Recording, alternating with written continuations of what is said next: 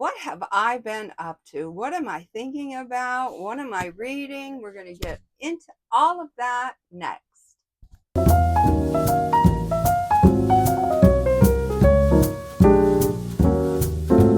Yay, you made it. I've been waiting for you. Hi, my name is Floss. This is the Grape Jelly Library where we love to talk about books. I am so glad you could join me. I always look forward to your visit. Well, right now I am excited. I am excited about two things at least. Well, many things, but two things in particular.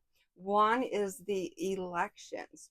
Now, I am not interested in who you are voting for, but I am interested in the fact that you will go and vote.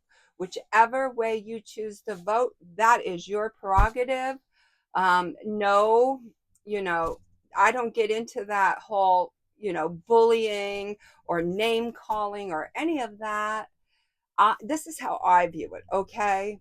This is my personal opinion. The Republicans and the Democrats are our parents. Every single person that lives in the United States of America is the children to the Democrats and the Republicans. So, although they may be separated, it is their responsibility to be cordial to one another and to get along and to work with each other to the best of their ability and not fight and carry on like a bunch of fools and set a bad example for their children, which would be us. So get your act together, you politicians. Whichever way you decide that you're going to vote, that is your prerogative. You go and do you, but make sure you go and vote.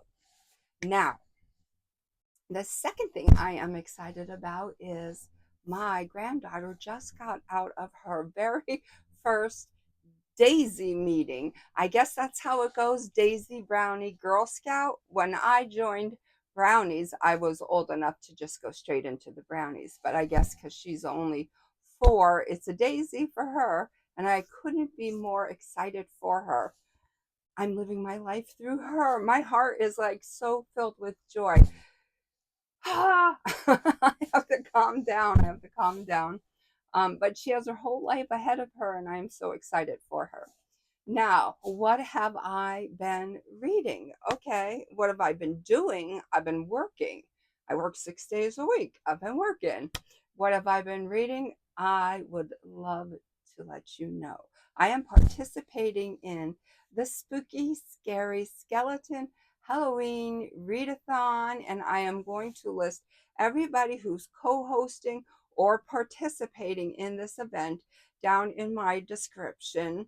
Be sure to go and check out their channels. Give them your support. Give them a like. Give them a subscribe. I would greatly appreciate it. Now, I just finished not too long ago 100 Billion Ghosts by DM Sinclair. And this is what I'm going to say about this book. It's cute. It made me LOL several times. Not only is this cover very appealing to the eye, but the story itself. I got kind of like a Ghostbuster vibe, although it is nothing like Ghostbuster. But I just think it's on the level of a Ghostbuster as far as being entertaining, and it's a simple read, but I don't want to say that the writing is like simplistic. I don't want to say that. So what am I trying to say? I'm trying to say it's easy, it's breezy, it's definitely lighthearted, it's definitely entertaining. So if you're coming out of something, a book that's very, very dire or down or dark or deep, and you need something to brighten those spirits up, get it, spirits, then this is definitely the book that you're going to want to pick up. I'll just tell you briefly about it. So it's about a gentleman who who um is he propositioned? No, he is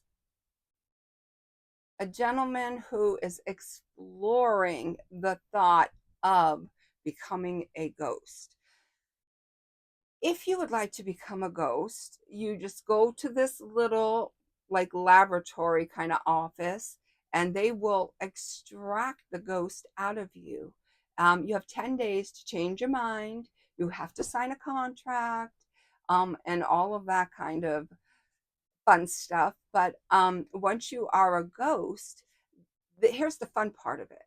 So when you, whatever stage in life, like if you choose not to be a ghost and you live to a ripe old age, but you have like arthritis or other kind of ailments, you are taking that into your eternal life.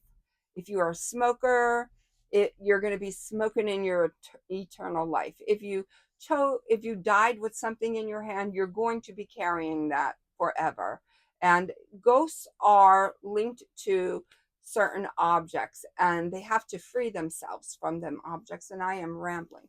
But anyways, so like if you choose to become a ghost, you just pay a fee and then they will extract your ghost. So if you decide you want to be a member of the 27 club, then if you're 27 years old, you go to this little, or any age actually, you go to this little clinic and they will extract your ghost.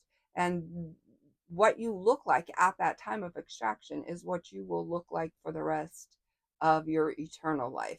So it's a fun book. There's a girl in here who works in the office and she is up to no good. And you should read this book to find out what she is up to. It's an awesome book, and I'm going to give it 5 stars. I really enjoyed it.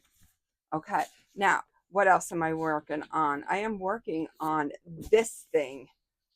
I'm almost done with it. Yeah, I say this thing. Ted Bundy, the death row interviews, conversations with the killer, Stephen G. McCord, and Hugh Ainsworth. And I just have to say, I'm almost done with this. So I'm just going to include this in as a review. I'm not going to do a whole review on this guy right here, but he's a creep, he's a jerk, he is a narcissist, he's full of himself, he's on my nerves, and I don't have anything good to say about him. um, the book the book, I am into forensics and crime and that sort of thing, but like I'm kind of sorry that I wasted my good precious time on this book. It's a good book. Yeah, it's a good book, but it's just hard listening to him all full of himself. So, yeah, this one, I want to say, well, like, okay, so this is what I have to say. These two gentlemen did an excellent job in writing this book and researching this book and translating these tapes, and bringing them to us. But you know what? Ted Bundy is just not, he's not worth my time. So good book, but I am like totally, totally over it. Not because of the writers, because of the subject matter. That I'm not even going to call him a gentleman. He's a creep. Because of the creep, I'm over the whole book. But there. So I also needed a lighthearted read to keep me grounded. So I chose this one. Clara and the Sun, Kazuo Ishiguro.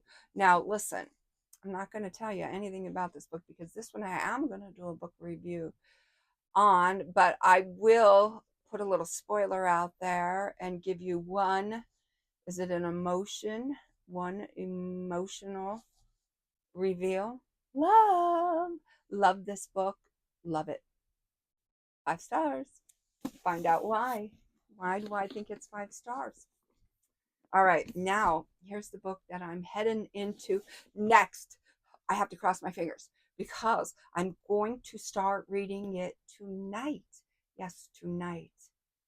Mm. Oh God, it's not a good book for me to be going into. Well, it is a good book, I bet, but it's just not a good subject matter. It's Helter Skelter, the true story of the Manson murders. So I'm going to be reading this one, and I know this will take me no time at all to finish because I just eat subject matter like this up. So I think I am not moving along so well with the, spooky, scary skeleton read-a-thon, but I still have time, plenty of time, and I am off tomorrow. So I plan on going for a walk and spending the rest of the day reading. Until we meet again, know that I love you. Don't let those bad days win. And whenever you dream, make sure you're dreaming big.